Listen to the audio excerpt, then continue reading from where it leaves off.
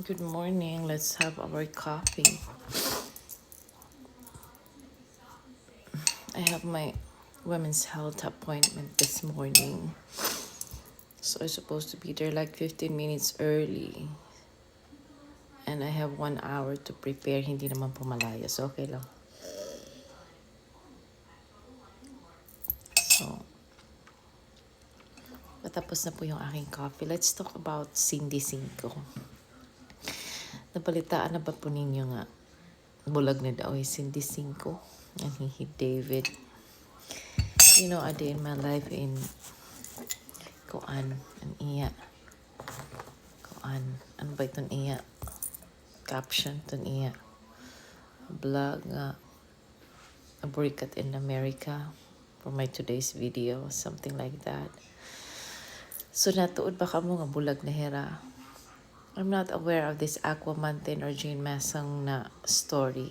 Hindi po ako nakaka-relate. Wala, hindi ko mabalitaan. Maybe I'm not following them. Pero, kay Cindy Cinco, updated po tayo. So, mukha nga pong merong hidwaan. Should we say hidwaan or misunderstanding na nangyayari sa kanila? So, whatever the cause, let's wait na lang po.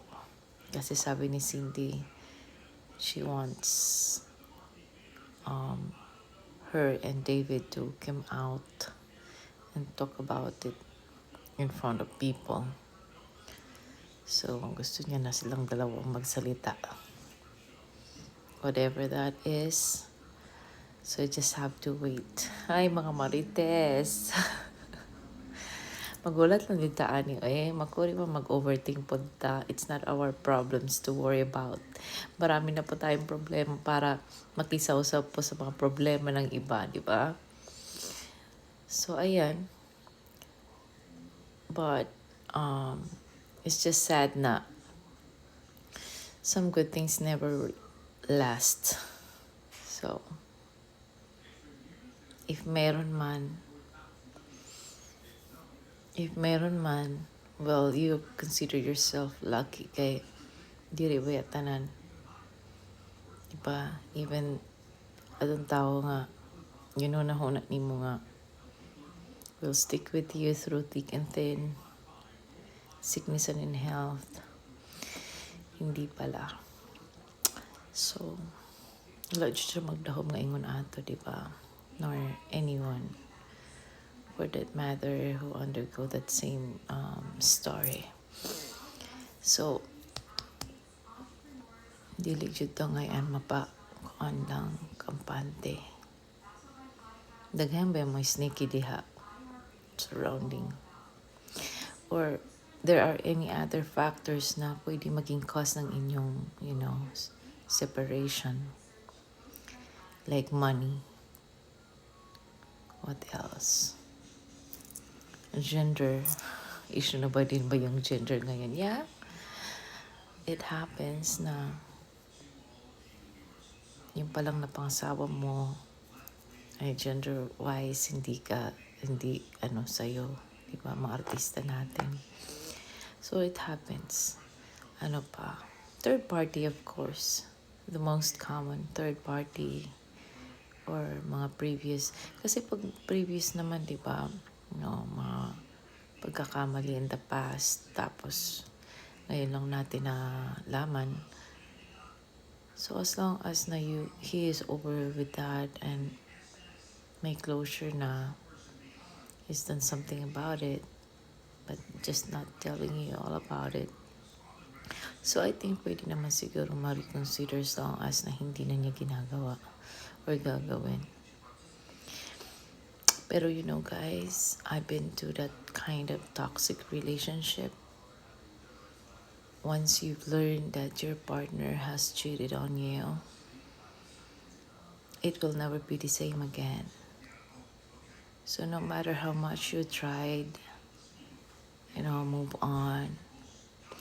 Others would say move on. It's easy to say, you move on after your breakdown and everything, after crying a river. say move on. Pero, it's really, really hard. Kasi, when you wake up in the morning, and then you saw the person you are with, what you see is the mistake. What you see is the betrayal na ginawa sa'yo. No matter how much you try to divert your attention to anything, to other things, still babalik ka talaga doon. Which, mahirapan ka talaga mag-move on. Maaalala mo lang palagi ang mga pagtataksil. Yung sakit na dinulot sa'yo. And mind you, I will tell you, it's not the same. It will never be the same, and you will never be the same. It totally changed you. Your views in life, your principles in life, everything, it totally changes you. So might as well, I don't know, in my case, after, because I have things to consider before I did those things. So I did move on, which is, very essential for my health, for my mental health also, my well-being. So yeah, for Cindy, well, you need to talk it out. At kung sino man po yung dumaranas ng ganitong sitwasyon, you really have to talk it out. Kailangan talaga ninyo mag-usap. Come up with a solution or the solution. Kasi, like Cindy, wala naman maapektuhan kasi they don't have a kid. But, emotion-wise, it does really affect you.